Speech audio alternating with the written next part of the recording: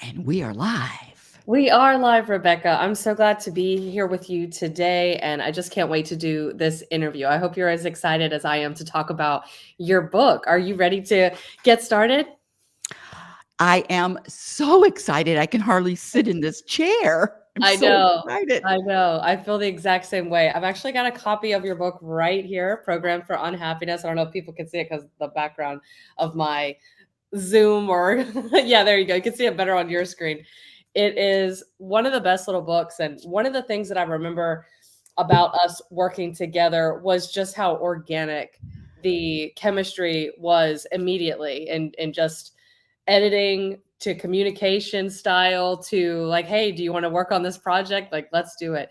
So before we dive into that though, I really do think it's important for especially my audience because they're really excited to hear about you and what you do.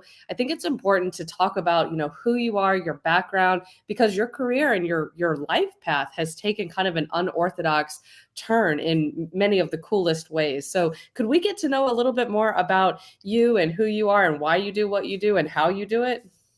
You mean me talk about me? Yes, ma'am. Okay, where do I begin? No, the real question is when do I stop? Well, I'm gonna keep it really simple. All the stories of your life and your jobs, and when I like to share when I was younger. You remember making a wish and blowing out the candles on your birthday cake? hmm I always wished for the same two things. And if you've listened to me, you've heard this a million times. So this is going to be a million and one. I always wish for the same two things. I wanted to live to my potential. I didn't have any idea what that meant. I didn't have a vision board to direct me. I didn't have any idea. I just live to my potential. And the second thing I always wished for is I wanted to be happy. And what I found in life, even in my teens and my 20s, when things were great, when the stars aligned and the planets were aligned, getting all choked up already, were aligned. I felt great. But what happened when things didn't go the way I wanted them to go? Then what happened? Mm, and so this happiness thing, it went away, this happiness. And let me, right from the very beginning, I just want to share that when I say the word happiness, try to picture or practice thinking of a vibration, a personal energy, a personal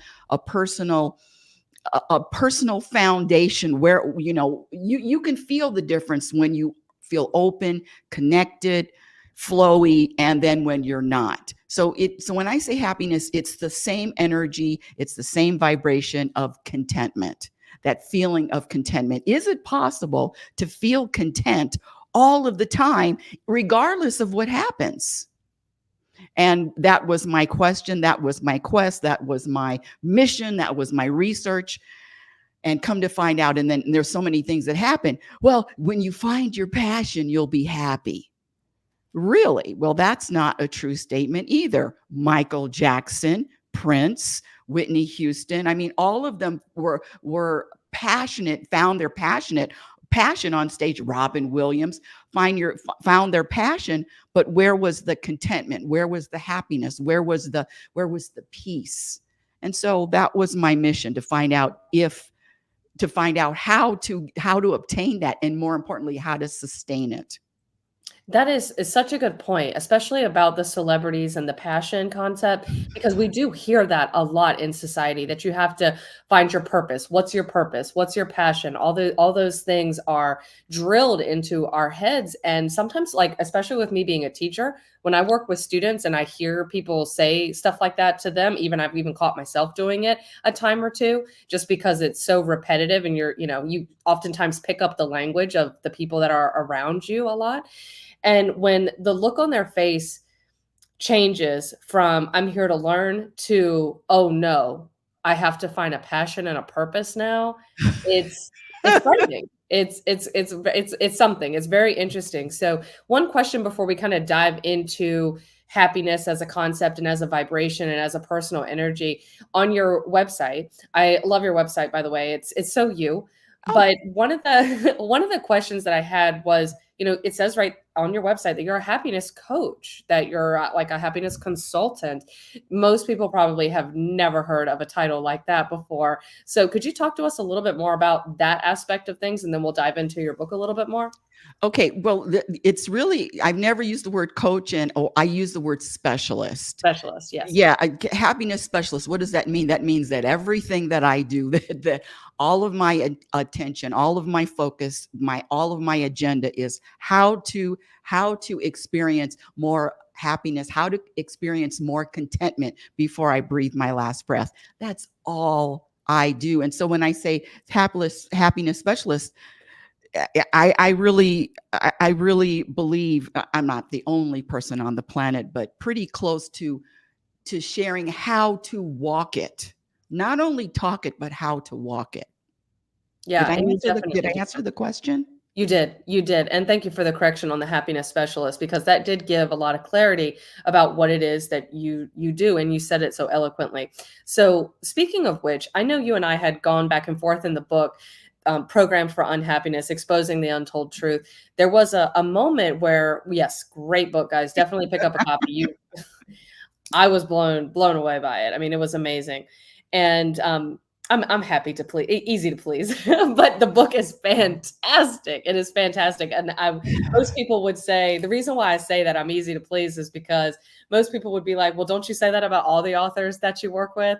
And no, the answer is no.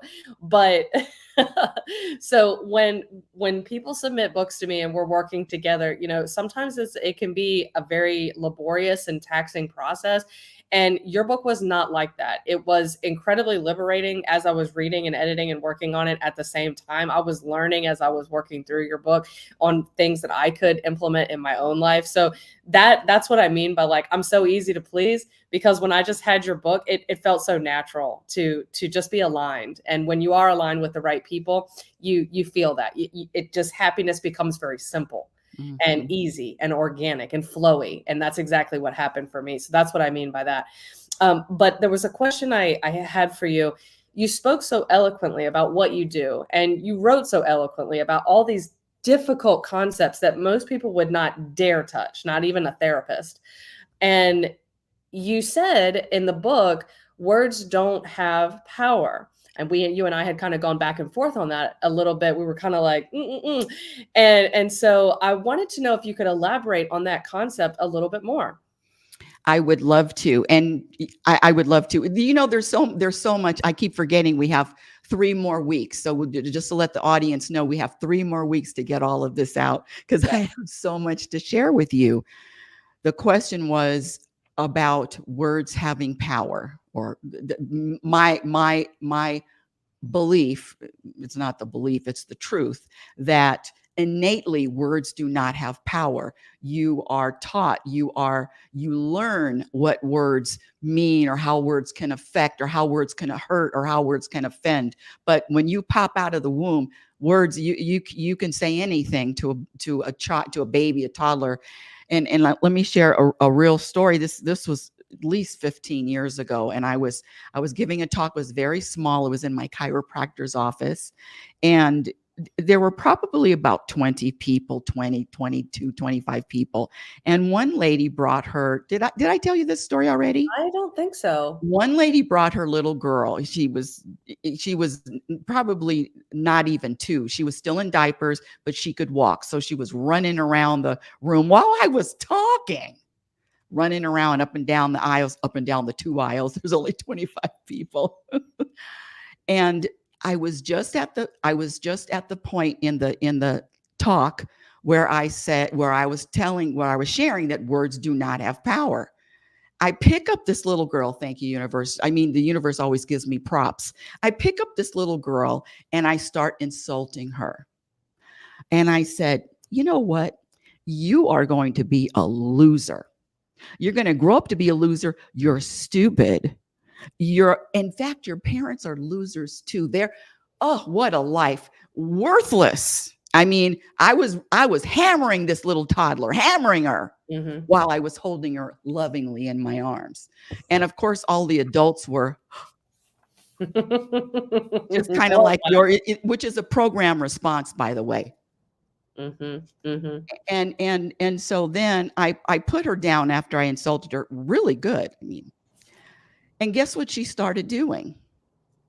She kept playing. She went right back to whatever she was doing before I insulted her. And she was at least 2. And that's what I'm saying. There is a point where I learned, you learn, the world learns what words can hurt, what words are painful, what words are hurtful, what words can be offensive. But can you imagine who's more powerful? The person that can be offended by words or the person that can't? Yeah, and that's a question directly out of your book. I remember reading that question, and I love that. So, the question that I have for you about words and that experience with the child is, I'm assuming that the child really didn't care, or they weren't even affected by your words in the least bit, but is that because a child typically is not known for having an ego like an adult might be? Exactly. The ego hasn't formed yet. You're absolutely right. Their ego hasn't formed yet. And plus, you're right, they don't care. And plus, you know what else children do? Live in the moment. In the moment, out of the moment. They're not thinking about yesterday. They're not thinking about first grade in 3 years, in the moment. So it's a recover quickly, rejoice quickly. And when I do, and I hear words that before used to hurt my feelings and offend me, but not anymore. You can't compliment me and you can't insult me. That's how far this practice goes. Because if you can compliment me, that means you are able to insult me. And I'm not giving anybody else that power. That makes a lot of sense, but very difficult to implement, is it not? Well, and that's why I'm saying this happiness, the good news is, everybody, write this down. I'll wait for you to get a pencil and a pen, I'm ready. pencil and a pen, pencil, paper, pen. Write this down. Happiness is a practiced skill. It's like writing, it's like speaking, being a musician, an athlete. You know, we're having the tennis, the uh, open tournament, U.S. Open, playing. The professional all over the world, the top tennis players in the world. You think they didn't get to be number one? They had to practice. So all I'm doing is sharing with people that are interested, committed, prioritize this thing I call happiness, or the energy of contentment, more than anything else. Just practice. This has been my only practice for 45 years. You see the gray hair? Look at that. Look at that. I haven't dyed it. Look at that. Love it. Don't tell anybody. Yeah. You know what? You are so real and so authentic, and that's what I think people are just I mean, that's the reason why I was drawn to you. Just right from the beginning. And I had wrote about this in one of the Facebook posts in the group. Was I was so amazed at your directness to something I had said during the conversation, which neither one of us remember what that was, but when you responded, and yeah, there it is. I typed it out. I was so moved by this. I would love if you would put this in a review somewhere. I don't care where, but I Yeah. typed it out because I wanted you to read it. It meant so much to me. I've read this at least 10 times. Oh my gosh. Wow. Did you want me to read it right now? Please. Okay, let me just pull up my Facebook page real quick and Let me just give a little background. So this is Nikki's experience. This is what she pulled out of our first conversation, and it really touched me. And I'm going to say that if there's any compliment, and I already said you can't compliment me or insult me, but what I really love is someone just to say, I never thought about it like that. Rebecca, I never thought about it like that. And that's it. yeah, Just another perspective. yeah, that's 100% true. I can understand that as well. And there's a lot of merit to that statement of just saying, I never thought about it like that. Thank you, and I appreciate it, and just kind of leaving it at that, but not resting your soul on the words of someone else, regardless of whether they be negative or positive. There's a lot of merit and a lot of truth to that in terms of building a stable foundation for happiness as you move through these practices that you advise in the book. So in the post, it starts with, let me see, I don't think this is the one. Hold on. It starts with, oh, that's just a program response. Yes. Okay.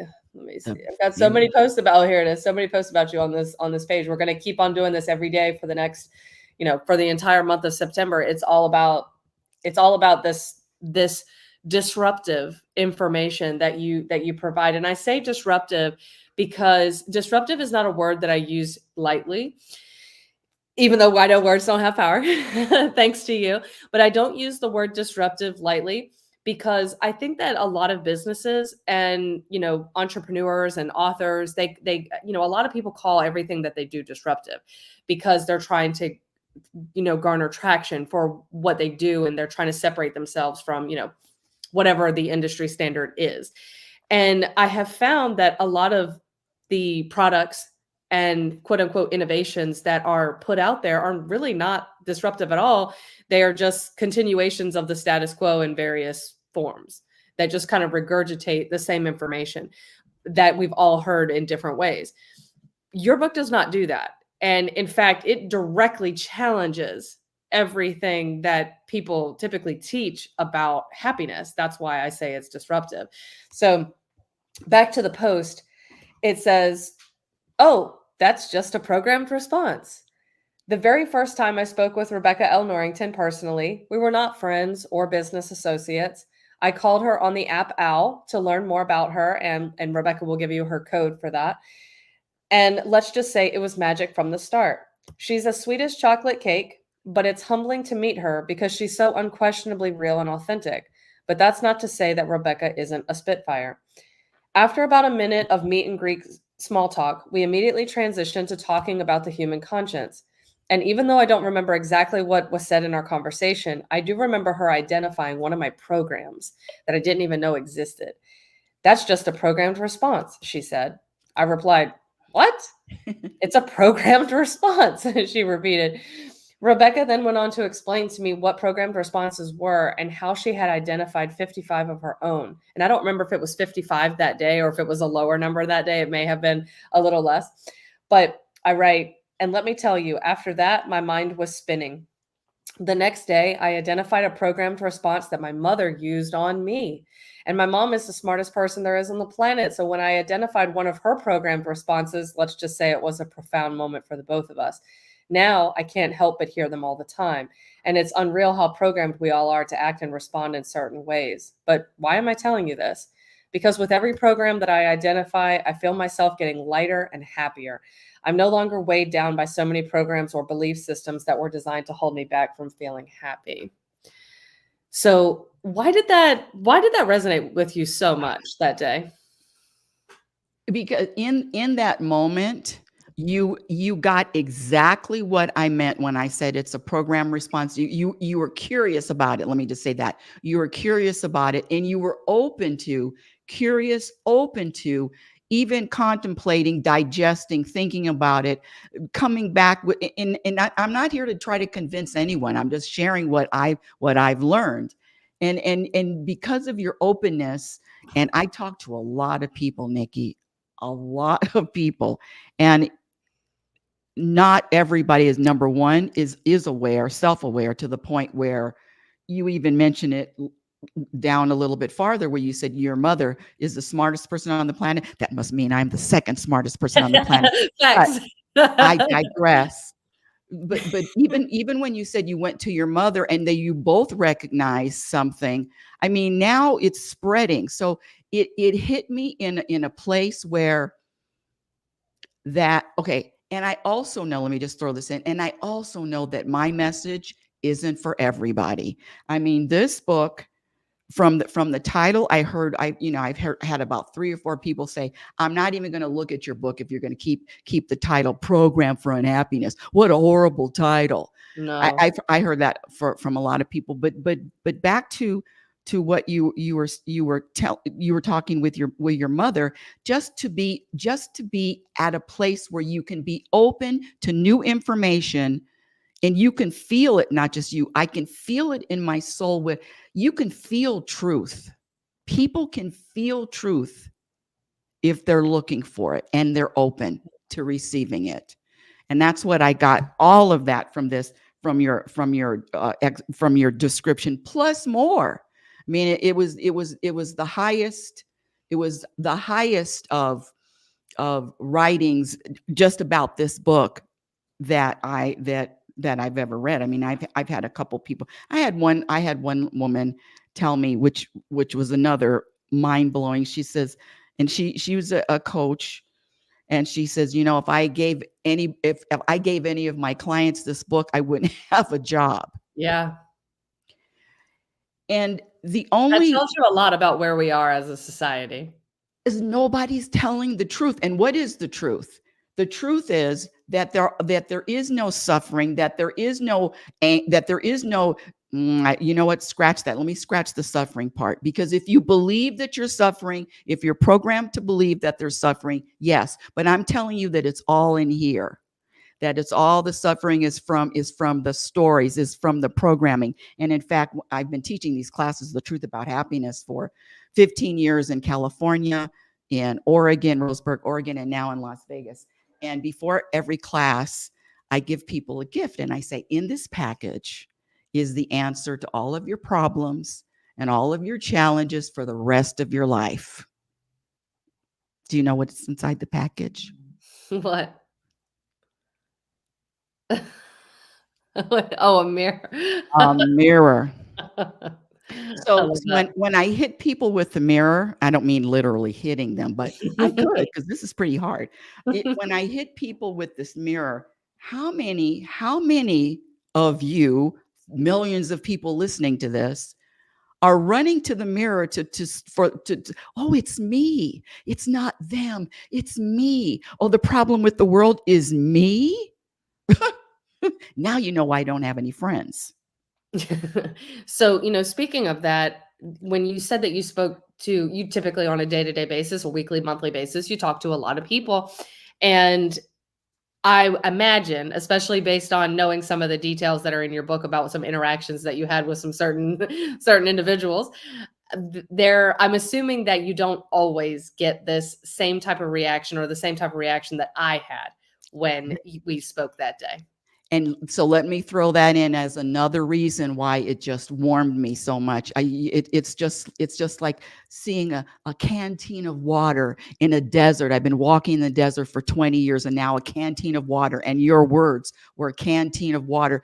Everybody doesn't get it. Not only do they not get it, when I start the classes, I promise you, I tell them, some of you aren't going to be here to the end of the class. Some Right. of you will hate me. Some of you can't stand me. And it's always going to be my fault. This book, Program for Unhappiness, triggers buttons pushed.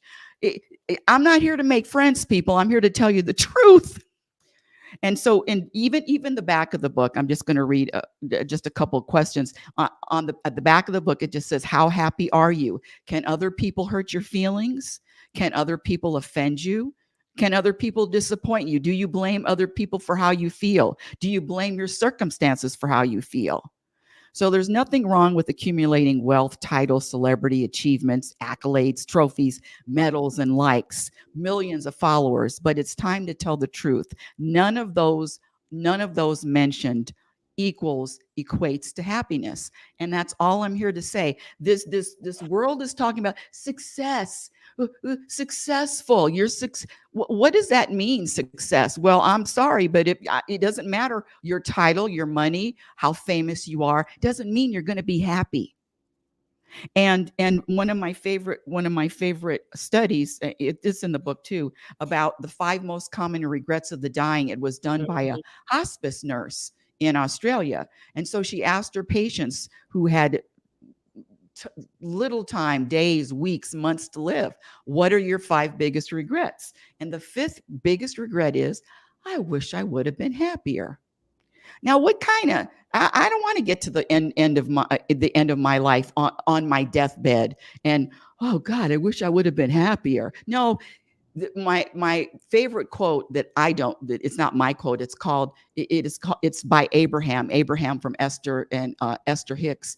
It's you cannot have a happy ending to an unhappy journey. It Right. is about the journey. The journey. How content are you throughout the journey, throughout your present moments? And that's I mean that's everything in my life.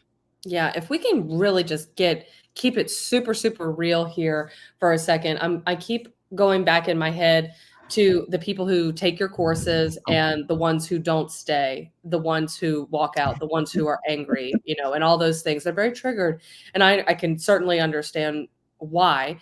Um, do you think I'll ask you, I won't ask you a bunch of questions all in a sequential order. I'll just ask you one question at a time.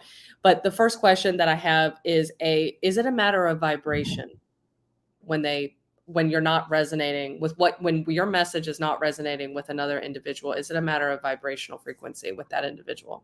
I'm going to say that it's just timing. It's just not time. My son challenged me. You think you're better than everybody else? No, I don't. So I had to come up with an analogy, which is we are all avocados.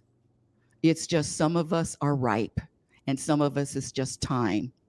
But even to get to that vibrational, what you're talking about, that vibrational compatibility, that vibrational match, if it's not time, you're not going to be at that vibrational point. It's just not time for everybody. And that's something, good point, Nikki. That's something that I had to really tackle myself. Everybody can't be saved. Now, I'm not trying to save everyone, but it's not for everybody. It's just not. This work is not. And that's okay. Don Rickles isn't for everybody. Judge Judy isn't for everybody. And so what I share isn't for everybody. And that's something that I have to accept. But if you are serious about wanting to, if you are serious about wanting to feel contentment along the journey, I don't care what is happening, health, finances, relationships, this book, and even if it wasn't written by me, is going to assist. But leave the personal triggers and buttons, because that's just going to happen. I get triggered too, but what do you do with the triggers? That's a good question. Can we kind of touch on that a little bit? When you do feel that trigger, somebody says something that may hurt your feelings, or there's a circumstance.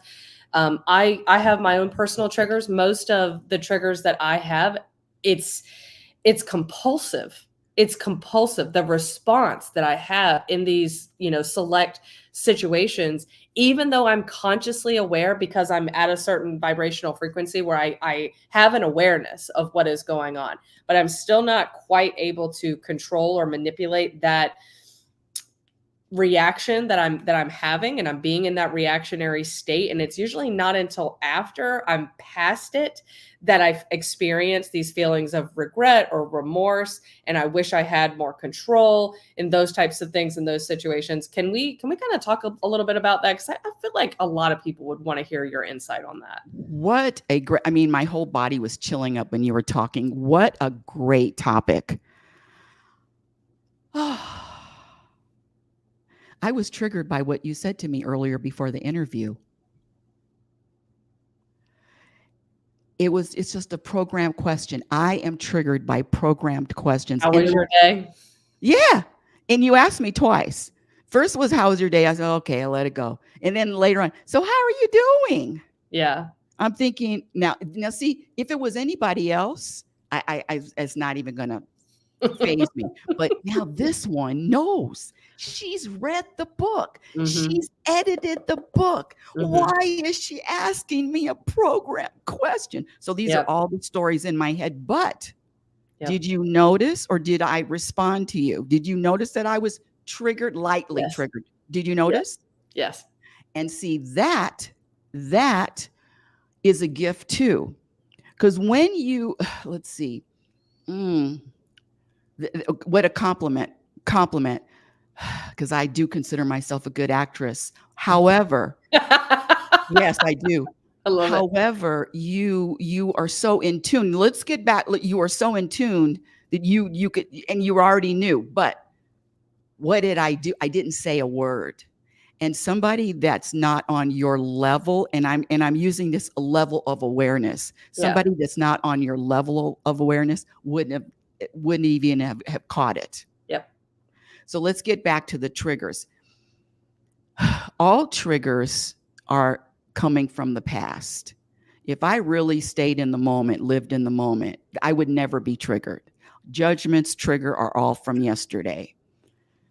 My ego needs my voice, my behavior, because without the, and I'm going to say Rebecca Norrington, about the Rebecca L. Norrington entity, my ego doesn't have any means to talk, any means to communicate, any means to any of this.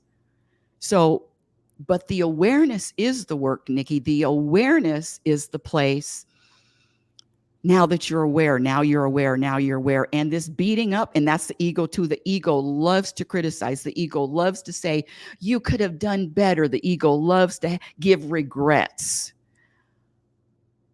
One of the things that, and I'm going to get, because this is such a rich topic, I'm going to get back to it. One of the things that I used to practice, and I still do, everything I do, everything I say, how I say it, and you're going to love this because you're a teacher, is an A plus. You respond, you don't respond. You yell, you don't yell. You get an A plus.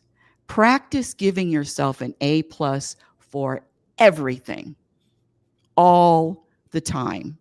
That wasn't easy in the beginning because, the ego, well, you don't deserve an A plus, but practice. And so it is a practice. Practice giving yourself A plus for all of it. The ego will love to criticize, discipline, denounce your behavior. And then the pushback to the ego is, or the conscious pushback is, well, give me another perspective, ego. Can you give me another perspective of all that just happened? And guess what? It won't be able to, because the ego only has one perspective, can only offer one perspective, one way out. Anything else is more spiritual, more connected. But getting back to the triggers again. If I have a trigger, a button, it's my responsibility to eliminate my triggers. Not yours, not the world's, my responsibility. So number one, I know it's my responsibility to eliminate my triggers. Now my triggers, 68 years old, and I'm still bothered by how's your day going? Or this is the other good one, the whole weekend thing on Friday. What are you doing this weekend? Are you going to do anything fun this weekend? Mm-hmm. And then on Monday, hey, what did you do this weekend? You have a good weekend? All of that. And I have to say, getting back to your energy and your conscious, your vibration thing, when it doesn't, I'm not triggered all the time. So you notice that sometimes they could slip in. You could slip in a program question and I'm cool. But when the times when I'm not, I know that my ego is driving. I know that my ego needs a voice. I know that my ego needs to be fed. Yeah. All of that is just awareness. And then I just ask the universe, hey, universe, how do I let go of these triggers? How do I let go of the trigger of program questions and then let it go? No work here. No, I got to get to the next. No, nothing. Just how do I let go? And by time, patience, and a little bit of magic, just like Cinderella, a little bit of magic. I'm such a was raised on all those fairy tales. Can't you tell? I'm from Oz. Anyway, but back to just actually being patient and pausing before you respond. See, the ego is used to instant. I'm instantly pissed. I'm instantly triggered. I'm instant. They love the instant. But if you practice just pausing and then do the instant anyway, but just give a little chink in the armor, just a kink, chink, whatever it's called, in the armor, just a little, and pause. And you're a fast talker. So you're pausing practice has to be stepped up a little bit. Yeah, definitely. In teaching, my pause practice is solid because at work, I know it's a game to be played. You know, you're playing politics, you're asking certain questions, programmed questions, things like that to just navigate through the circumstances that you're in. And what I have learned in my practice of these amazing teachings that you've given me is that I'm not here to please people. That's probably a huge realization that I have had, especially at work. In my personal life, I'm still that same person. I still have that same mentality. It just doesn't always come off the same way. But at work, I've got it on point that I'm not here to please you. And I'm not here to piss you off either. But I'm definitely going to take that time to pause and give myself a moment to think, especially when I'm asked a question.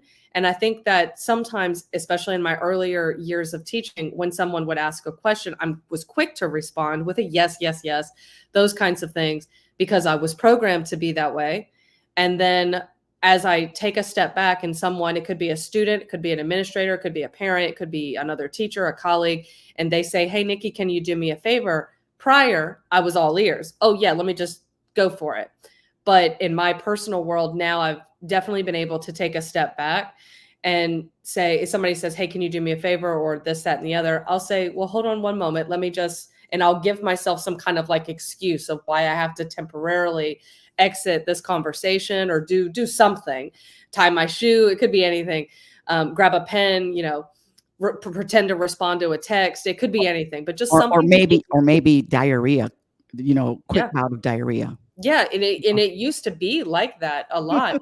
And so now I take that moment to pause. And when the person asks me a question, I have a second to kind of think about how my response to that question is going to play out for the rest of the day, even if it just takes a few seconds to think of that.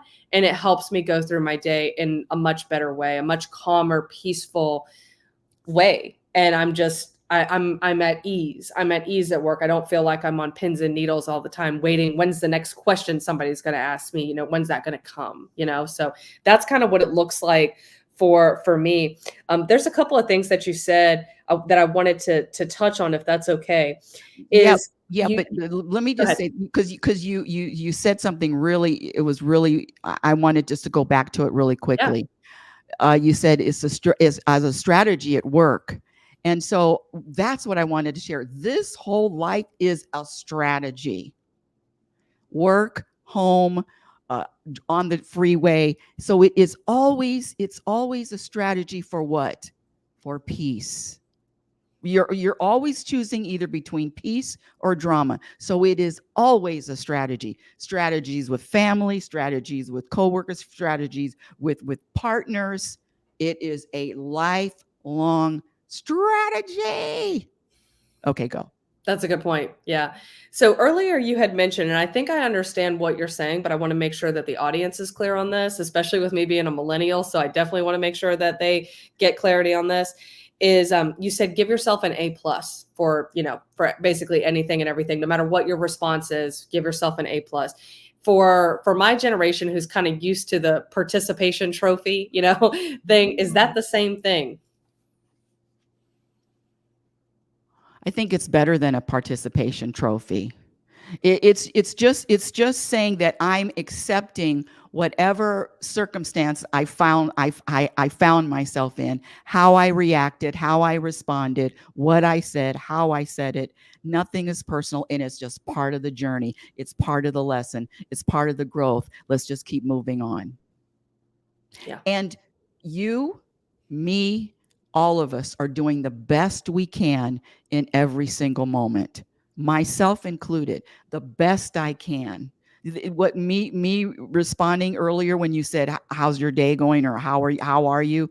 That was the best I could do. If I could do it better, you would have never known.